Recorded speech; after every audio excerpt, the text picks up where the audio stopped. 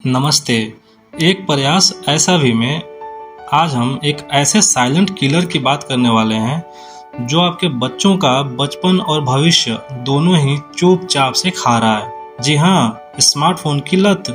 क्या यह सिर्फ बच्चों की जिद है या पेरेंट्स की मजबूरी? आइए देखते हैं कुछ केस स्टडीज और जानते हैं इसके डरावने साइड इफ़ेक्ट्स तथा कुछ ऐसे आसान से उपाय जो बच्चों को स्मार्टफोन से दूर कर देंगे। तो चलिए करते हैं एक प्रयास बचपन और अच्छे भविष्य के लिए। तो इस वीडियो में आप आगे देखेंगे नंबर 1, स्मार्टफोन की लत होने से बच्चों पर क्या क्या दुष्प्रभाव हो सकते हैं। नंबर 2, आखिर क्या है इसकी असली वजह।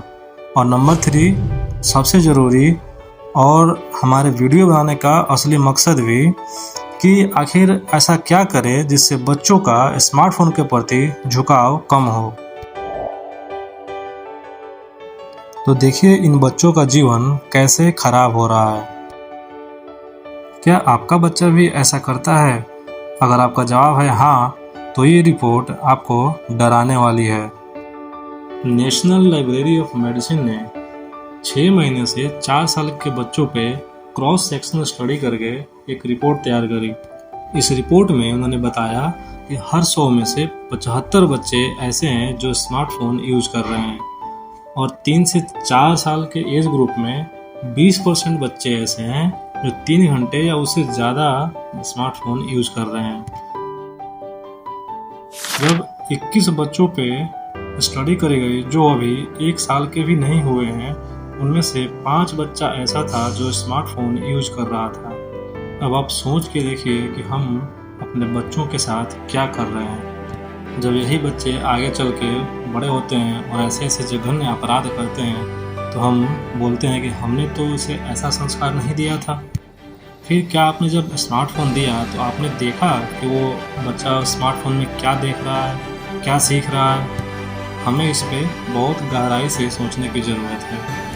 WHO की रिपोर्ट के अनुसार 2 घंटे से ज़्यादा स्क्रीन टाइम बच्चों की आंखों और दिमाग को नुकसान पहुंचाता है। वही एम्स की एक रिपोर्ट के अनुसार मोबाइल की लत से 60% बच्चों में नींद की बीमारी और चिड़चिड़ापन बढ़ा है। यूनिसेफ ने तो ये कह दिया कि हर 3 में से 1 बच्चा साइबर बुलिंग का शिकार हो रहा है। बच्चे हमारे भविष्य होते हैं और हम इस भविष्य के साथ क्या खिलवाड़ नहीं कर रहे? ये सिर्फ आंकड़े नहीं, ये हमारे बच्चों का टूटता भविष्य है। तो आइए समझते हैं आखिर क्या है इसके पीछे की असली वजह। याद कीजिए वो समय जब घरों में स्मार्टफोन्स नहीं हुआ करते थे। तब बच्चों का ज़्यादातर समय अपने दादा दादी के साथ ही व्यतीत हुआ करता था। दादा दादी अपने बच्चों को कहानियाँ सुनाया करते थे। बच्चे भी बहुत ही दिलचस्पी से उस कहानियों को सुना करते थे।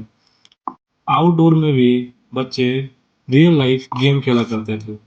फिजिकल एक्टिविटी बहुत सारी हुआ करती थी। तब बच्चों का मानसिक और शारीरिक विकास बड़े ही अच्छे स्तर पे हो रहा था।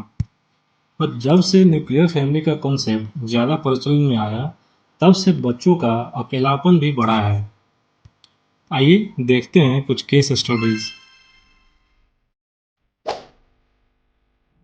एक वर्किंग प्रोफेशनल अपने वाइफ और एक बच्चे के साथ शहर में रहते हैं। जब पति ऑफिस चला जाता है तब पत्नी घर का काम करती है, पर बच्चा बार बार परेशान करता है और नतीजा बच्चे को स्मार्टफोन दे दिया जाता है।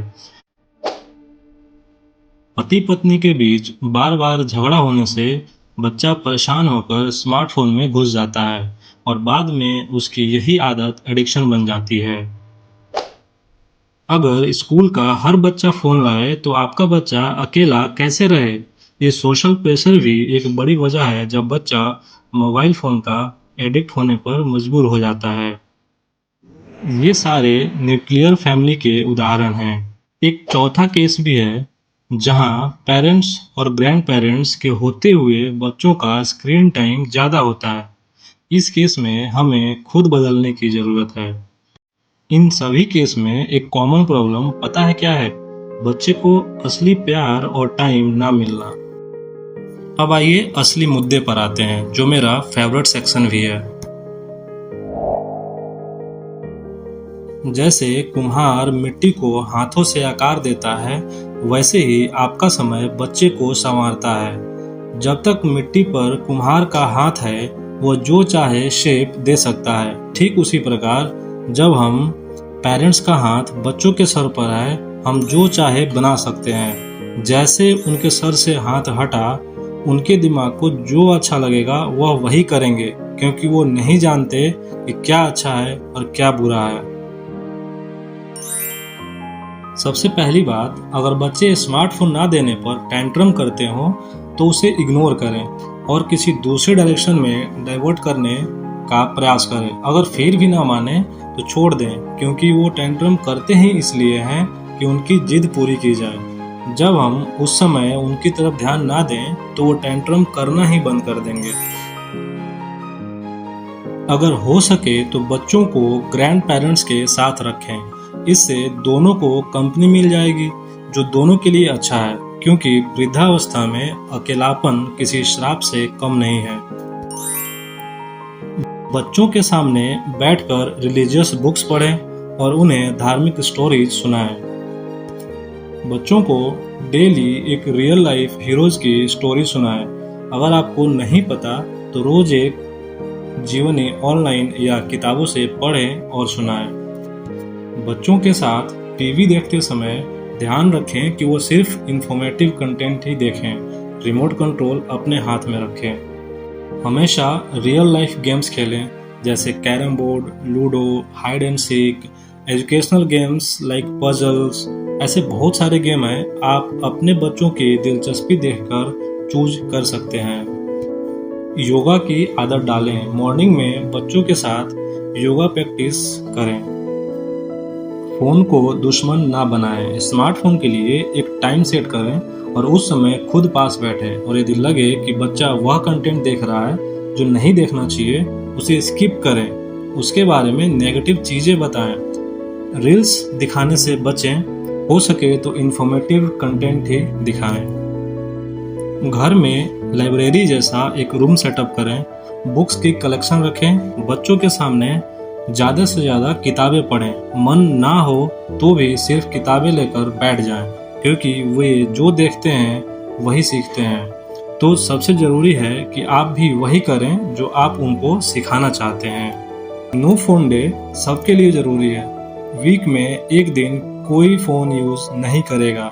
पिकनिक पर जाएं या बाहर किसी हिस्टोरिकल प्लेस पर जाएं, उसके बारे में उनसे बातें करें, क्योंकि जब बच्चा रियल लाइफ जॉय महसूस करेगा तो उसकी रुचि मोबाइल से खुद ब खुद कम हो जाएगी। याद रखें, जब आप एक बच्चे को पाल रहे हैं, इसका मतलब है कि पूरे ह्यूमैनिटी का भविष्य आप लिख रहे हैं।